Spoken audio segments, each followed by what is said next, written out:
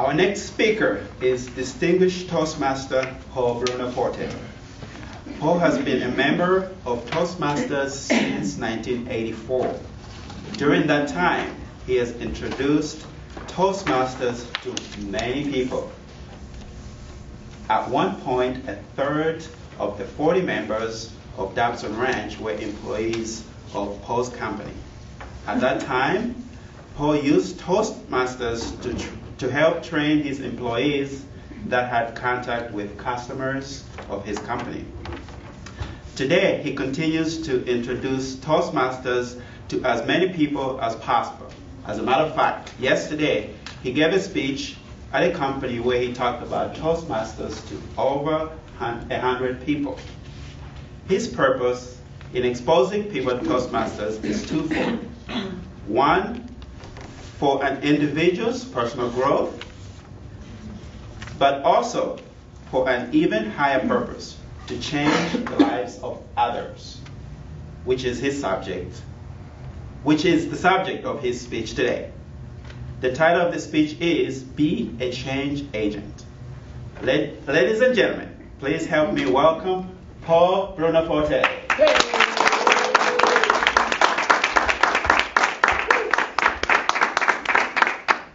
Many years ago, Debbie and I took out divorce insurance. Now, you may wonder what that is, divorce insurance. This was a commitment that we made to go out on a date every Saturday night, regardless of the distractions, even when the distractions were 3 kids in diapers. We figured out how to go out on a date each week. And many times those dates wound up in the movies. So I have multiplied 34 years times 52 weeks. I have seen a lot of movies. So people will ask me, what's some of your favorite movies? Of course, it's Godfather 1 and 2. It was Goodfellas. But I also love Titanic, Saving Private Ryan, Schindler's List, Ben-Hur from years ago. Many, many popular movies, very entertaining. But there's one movie that made a significant impact on my life, and probably none of you have even seen it. Anybody here see the movie Sliding Doors? Okay, so I have 3 people who saw Sliding Doors. Had a profound effect on me. And the reason it did was, and I have to explain the movie a little bit. Gwyneth Paltrow is working at an office, and she decides to leave work early. So she's heading from her office to the train. This is in England, so it's called the Underground. As she's going to get the train, there's a couple of people in front of her. A little kid drops something, and Gwyneth Paltrow has to try to get around. She moves over here, she goes over there. As a result of being blocked going to the train, she misses the train. 2 movies go up on the screen. One movie, she makes the train. And the other movie, she misses the train. Something as small as missing the train, something as small as being blocked going down the stairs, created 2 completely different outcomes of her life. And I felt, wow, something as innocuous as missing the train created 2 different lives. What if you actually went out and did something slightly more dramatic to change people's lives? And Toastmasters has been that for me. I know every time I introduce people to Toastmasters, I'm creating sliding doors. And I say that a lot to Debbie, and I say it to tutors sometimes. I'll say, hey, sliding doors, it's when we do something that we feel has an effect on people's lives. Some of you went to the goal seminar that I did. That's sliding doors for me. I know that I've changed your life.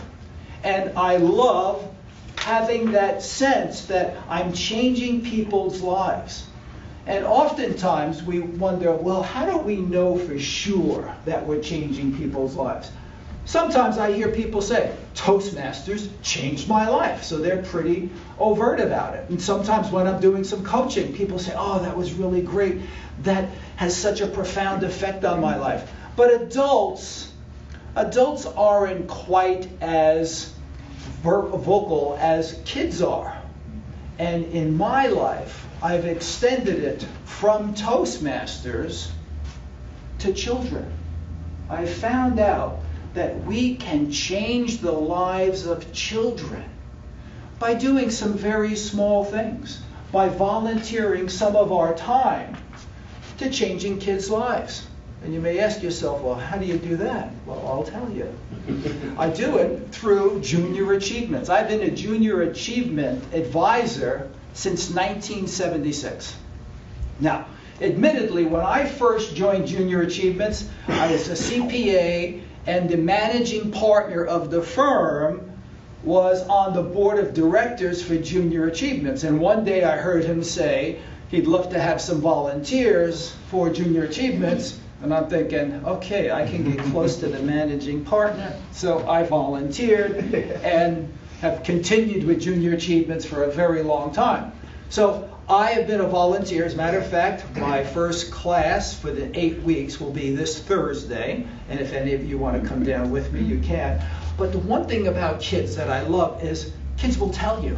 And I get packages and packages of responses from kids. I have letters going back for years from children, not just Junior Achievements, but also from career days.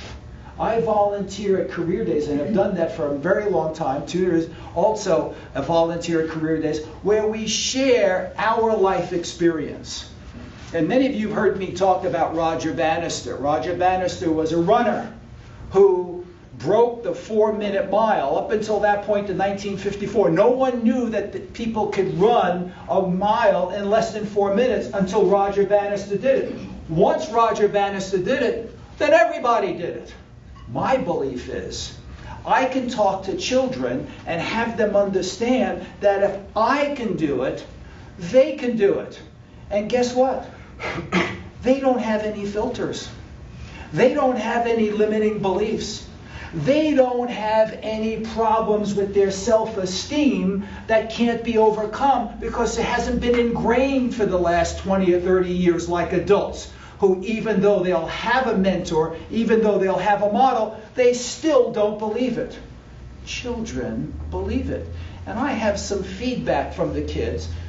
These are from high schoolers. So they do some nice cards. They have these very 4-color little things that they prepare, which is really great. And I want to read some of the comments. These are the comments from high schoolers. Okay? So the high schoolers say, thank you for being an excellent educator.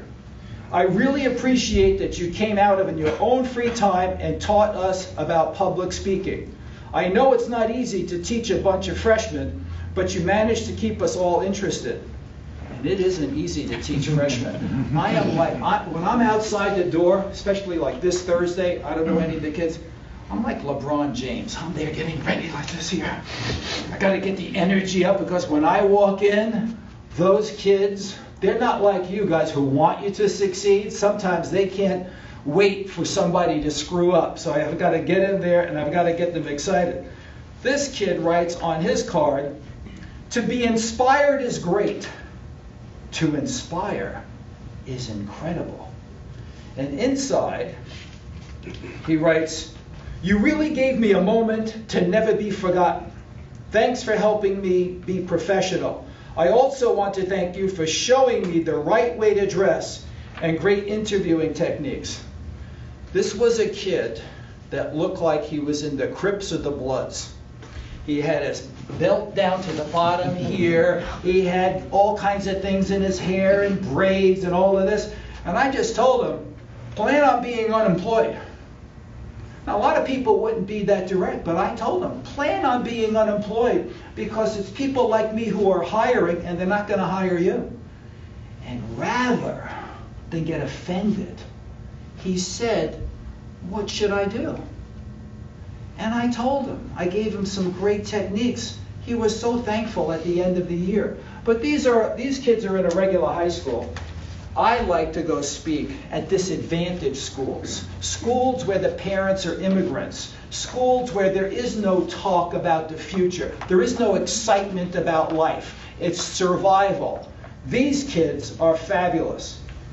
And they write, "Dear Mr. Bruno," it's all handwritten, "Dear Mr. Brunoforte, you made me want to keep learning even more and more and never stop. Dear Mr. Brunoforte," sometimes it's hard to read their writing, "I was to stay in school and make a lot of money to probe what is not." Here's what he's saying. "I want to prove that it's not a miracle for someone like me and you to make a lot of money. Now I know it's possible. Dear Mr. Brunoforte, I learned that even if you don't have enough money and support, that doesn't have to stop you from doing what you want to do in life." These are 7th graders, 8th graders. "Dear Mr. Brunoforte, you and your grandfather inspired me to stay." I told him that my grandfather only knew 3 words in English. "Staya in a schoola." And all the kids have in there, "I want to stay in the schoola for as long as it will take to become a nurse." Dear Mr. Brunoforte, your grandpa's quote and advice has inspired me. When you showed us that your lovely wife was ahead in business, it showed me that girls are also equal to men. Thank you for coming in.